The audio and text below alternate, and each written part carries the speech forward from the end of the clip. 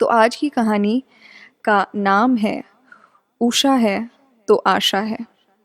उस घर की छप्पर कभी भी गिरने वाली थी। क्या कभी ऐसा होता है कि घर की छत मजबूत हो मगर उसमें रहने वाले लोगों को कभी उस पर एतबार न हो, कि जैसे जो उन्हें ढके बचाए हुए है उसी का एहसान वो न मान सके। उस घर की छप्पर पर मूसलाधार बारिश से लेकर बर्फ की सिल्लियों तक सब कुछ गिर चुका था, मगर उसने कभी भी दम नहीं तोड़ा था। छप्पर से टंगा था वो एक पंखा जो बाबूजी ने तब लगवाया था जब साइकिल की दुकान की पहली आमदनी आई थी। उस समय उषा कंपनी के पंखों के नीचे सो पाना सोना जमा कर लेने जैसा होता था। छत पर चलती ठंडी पुरवाई अब एक बटन के जरिए कभी भी उसको गहरी नींद में विलीन कर सकती थी। ना अम्मा की लोरी की ज़रूरत, ना बाबूजी के पांव दबाने की। रात के आखिरी पहर में तीनों चटाई डालते और आंखों में दिन भर के काम काज और खेल के चलते जो नींद गुदगुदा रही होती थी, एक बटन दबाते ही उन नींदों के साए सलीकेदार सपनों में बदल जाते। इसी पुरवई के नीचे नींद की आगोश में साल उम्र से सरकते चले गए और उषा का वो पंखा जो पेशानी को ठंडा कर जाता था, वो आहिस्ता आहिस्ता सर पर चढ़ी एक बला बन गया। बटन दबाते ही पुरवई तो छोड़ दीजिए, हल्का झोंका तक नसीब ना होता था। अम्मा बाबूजी के संग उसकी भी उम्र हो चली थी। एक दिन की आवाज़ हुई और पंखा बिल्कुल बंद हो गया।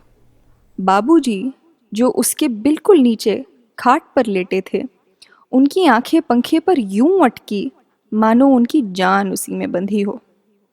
अम्मा ने जैसे ही बाबूजी की उखड़ती सांस और टकटकी लगाए उनकी आंखें देखी तो सरपट अपनी साड़ी उठा अपने बेटे की ओर भागी और चीख कर बोल उठी, मोनू मोनू, जल्दी बिजली वाले को बुला, तेरे बाबूजी की आखिरी सांसें चल रही हैं। अम्मा सोने देना, वैसे ही तुम्हारा वो खटारा पंखा नहीं चलता, हवा नहीं देता, शहर का सपना ले रहा हूँ, सोने दे। बस इतना बोलकर मोनू ने मुंह से सरकती थूक को साफ किया और औंधे मुंह सो गया। रोती बिलखती माँ ने मोनू को जगाने की लाखों कोशिशें की, मगर नई पीढ़ी के लिए वर्तमान भविष्य से कहाँ मुकाबिल हुआ है। उषा के उस पंखे के आखिरी पंख में जैसे ही हरकत खत्म हुई, बाबूजी की आत्मा ने उनका शरीर छोड़ दिया। बाबूजी के जाने के बाद अम्मा ने उस खटिया को अपनी जान से ऊपर कर दिया। जहाँ बाबूजी ने अपनी अंतिम सांसें ली थी, वहाँ वे एक बिच्छू तक न आने देती। मोनू, ये तुम्हारे बाबूजी की जगह है और जगहें कभी बदलती नहीं हैं। ये पंखा उन्हें जिंदा रखे हुए है, तुम दूर रहो इस जगह से। अम्मा ने मोनू को ऊंचे स्वर में कहा। मगर जब इंसान पर किसी बात की पाबंदी लगा दो तो उसकी आत्मा उसी के लिए हरकत करना शुरू कर देती है। गांव में बिजली की ऊर्जा में इजाफा हुआ था और नए पुराने सब पंखे बत्तियां अब तेजी से हवा रोशनी देने लगे थे। मगर उनके घर का सबसे पुराना उषा का वो पंखा काफी बरस से बस सेज की तरह सजा था। एक रोज अम्मा मंदिर को चली तो मोनू ने अंदर से पक्का दरवाजा भीड़ लिया और मन में आप ही को शाबाशी देते हुए सोचा, आज तो तेज बिजली का फायदा उठाया जाएगा। और जवानी का खून माँ की लगाई पाबंदियों के सर ऊपर बड़े जोशो खरोश से नाचने लगा।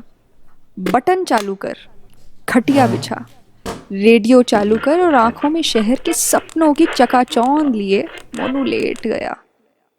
तेज बिजली से पैदा हुई नई पुरवई का इंतजार लिए ज्यों ही उसने आंखें बंद की, उषा का वो पंखा छप्पर से उखड़कर मोनू के सर को चीरता हुआ गिर गया। कानों में बाबूजी की सांसों की आखिरी आवाज गूंज पड़ी।